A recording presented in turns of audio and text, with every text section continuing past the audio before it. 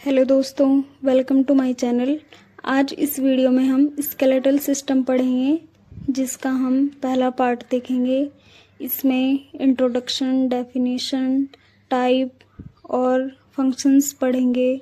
सबसे पहले देखेंगे इंट्रोडक्शन। स्केलेटल सिस्टम के अध्ययन को मायोलॉजी कहते हैं और बोन के अध्ययन को ऑस्टियोलॉजी कहते हैं।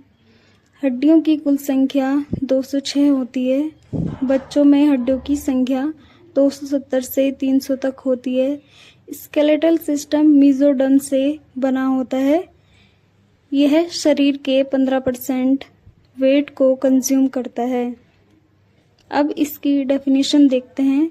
स्केलेटल सिस्टम बॉडी को फ्रेमवर्क प्रदान करता है। यह शरीर के आंतरिक अंगों को प्रोटेक्ट करने का काम करता है। स्केलेटल सिस्टम से मसल्स अटैच रहती हैं और शरीर को मूवमेंट करने में हेल्प करती हैं। यह आरबीसी के प्रोडक्शन में हेल्प करता है और मिनरल्स को स्टोर करके रखता है। अब इसके टाइप्स देखते हैं। पहला, इसमें लॉन्ग बोन आता है जिसे फीमर कहते हैं। शॉर्ट बोन को कार्पल्स, मेटाकार्पल कहा जाता है। फ्लैट बोन को स्टर्नम कहा जाता है।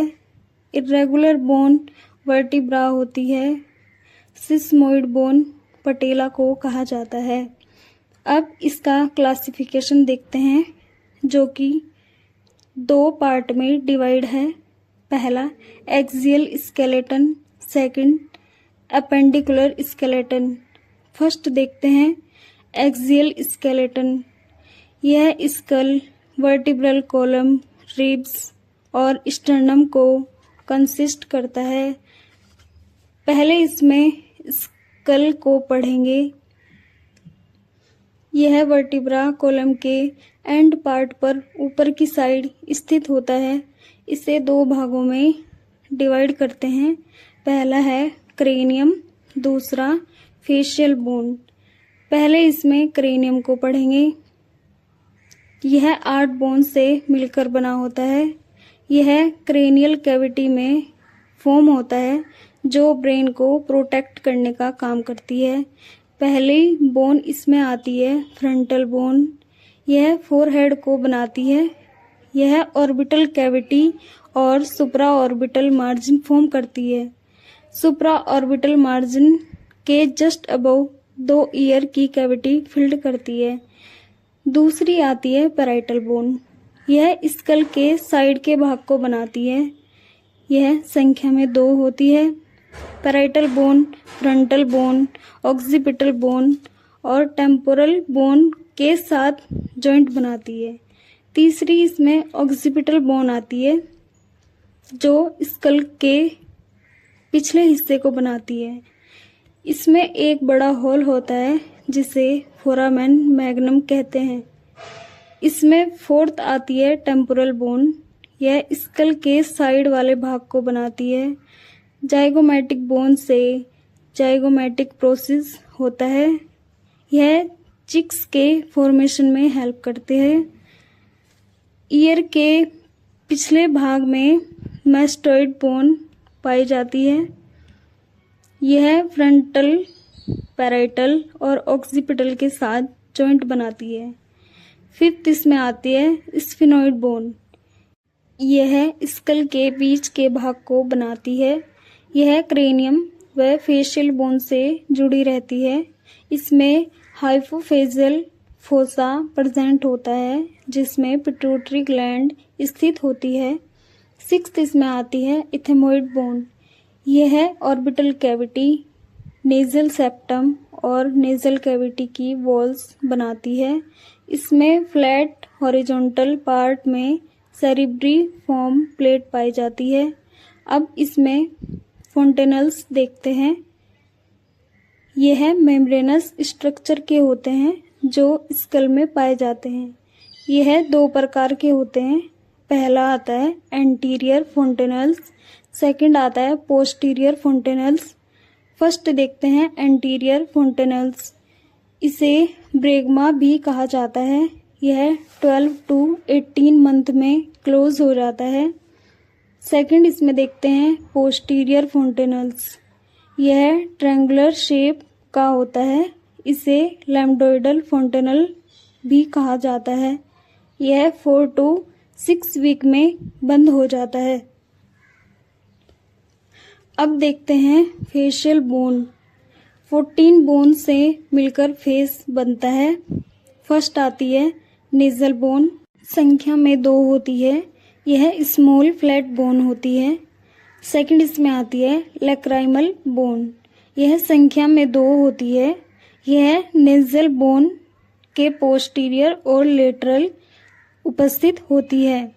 थर्ड इसमें आती है वूमर, यह संख्या में 1 होती है। यह थिन व फ्लैट होती है।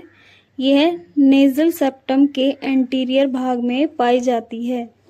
फोर्थ इसमें आती है इंफीरियर नेजल कॉकी, यह नेजल कैविटी के बिलो और नेजल कॉकी के मिडिल में होती है। यह संख्या में 2 होती है। यह नेजल कैविटी का सरफेस एरिया बढ़ाने का काम करती है।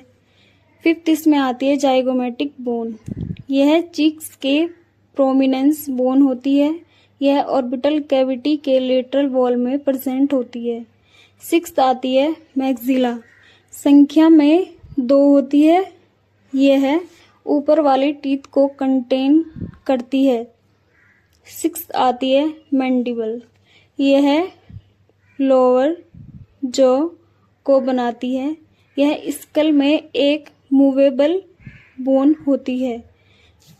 अगली इसमें आते हैं प्लेटिन बोन, ये संख्या में 2 होती है। एल शेप की होती है। यह नेजल कैविटी की लेटरल पार्ट को फॉर्म करती है।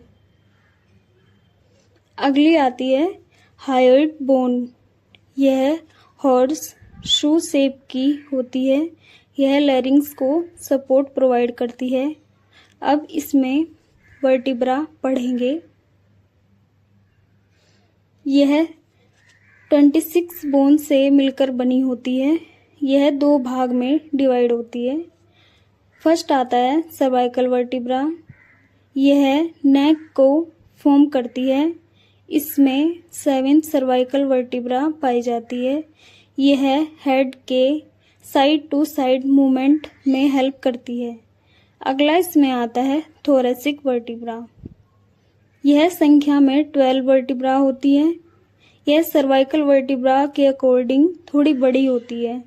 यह रिब्स के 12 पेयर से जुड़ी होती है। अगली इसमें आती है लंबार वर्टिब्रा, यह संख्या में 5th होती है।